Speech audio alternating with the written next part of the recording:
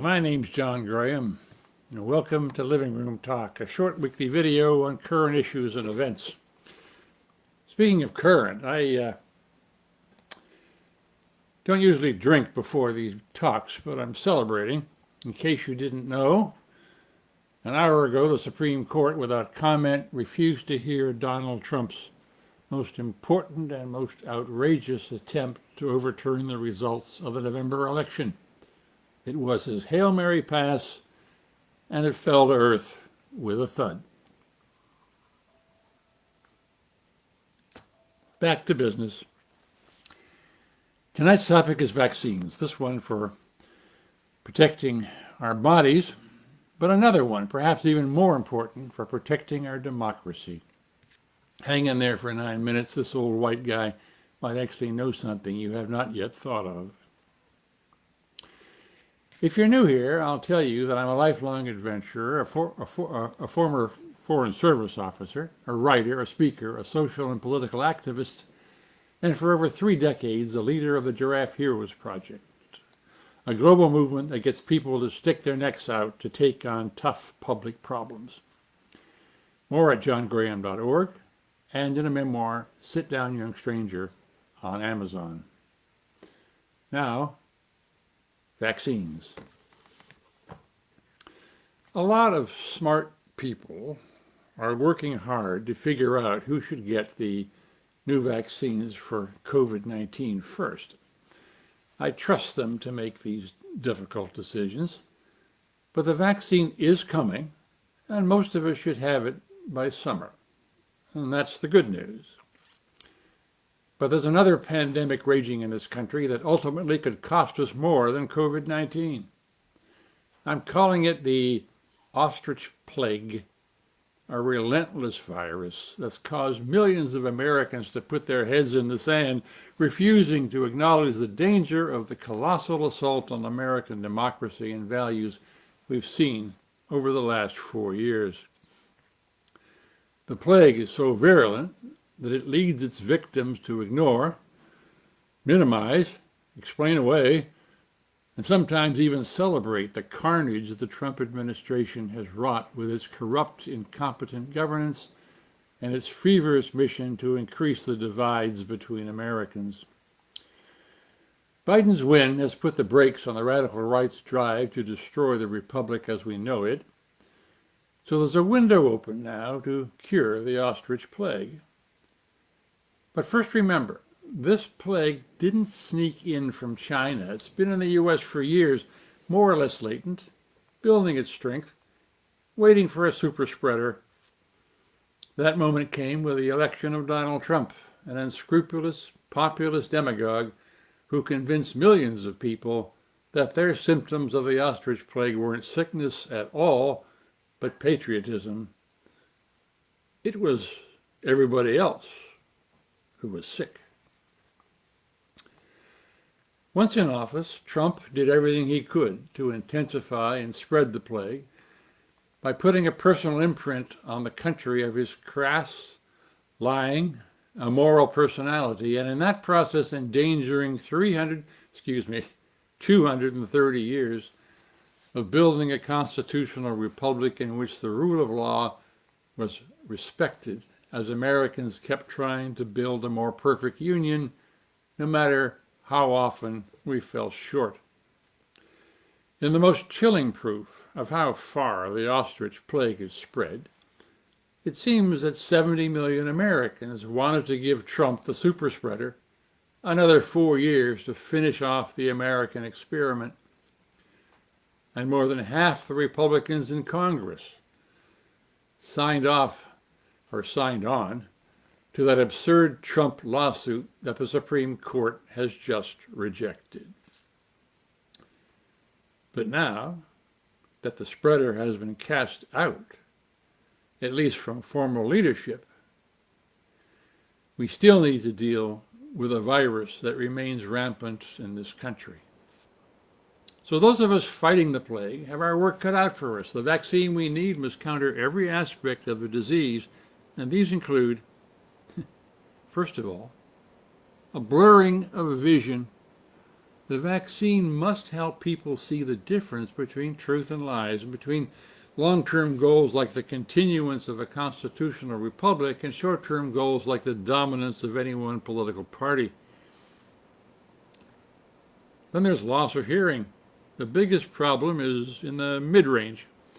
There's a great deal of vital information in the middle that is simply not being heard, including common sense solutions to problems like failing infrastructure, immigration, and health care. A constriction of the heart. People on both sides of the toxic divide in this country find it far too difficult to open their hearts to the legitimate grievances and pain of others who do not think the way they do or vote the way they do. Then there's disconnection. That old song about the hip bone is connected to the thigh bone needs to be brought back as a directive of political practice. Do we really need to list again all those pressing national concerns, from healthcare to education to public safety, that absolutely require political leaders to work together and citizens to cooperate with each other at the local level to forge common sense solutions to shared problems? Three of the biggest disconnects in this country are on the issues of race, gender, and sexual preference. No new vaccine can succeed unless it helps all of us recognize and respect the humanity and dignity of everyone in the country. There's no doubt that multiple doses over time will be required. Then there's brain constriction. The vaccine for the Ostrich Plague needs to promote rapid growth in brain cells, quickly leading to increased abilities in critical thinking. In social media, that means people of all views need to separate fake news from reality, follow a wide variety of varying viewpoints, and ask a lot of questions. And infused with media messages, as we all are, it means taking the quiet moments we need to actually weigh the evidence and think for ourselves, asking what's real, what's happening, and why. Inflexibility is another sign of the plague. The Ostrich Plague petrifies minds, so the vaccine needs to soften that rigidity to allow mind and spirit to learn and grow, make it possible to challenge old theories and ideas, and develop new solutions to today's complex problems. Perhaps most importantly, one of the most difficult aspects of the plague is a weakening of the spine. The plague has led to a massive collapse in personal courage for far too many people, including the Republicans who refuse to separate their once honorable party from Donald Trump. Most of the Republican Party, from the federal to the local levels, has been infected by Trump's disrespect for the well-being of this nation, putting power above principle. How else to explain all those Republican members of Congress who just joined a treasonous petition to negate the votes of 40 million of their fellow Americans? Unhealthy attitudes. Many doctors will tell you that how you feel about your body can play a decisive factor in how well it serves you. There are plague-driven attitudes that we need to change to ensure the health of the body politic. Of most danger are racism and white supremacy, two scourges whose carriers, with or without a vaccine, we need to denounce and shame and send back under their rocks. For our health as a nation, we need also to achieve a more positive balance between the traditional American emphasis on freedom and individualism and an obvious need to see ourselves as all in this together. So many of our challenges are shared from Mississippi to Maine, including health care, child care, addiction, failing schools, unemployment. I'm all right, Jack. I've got mine, and to hell with you.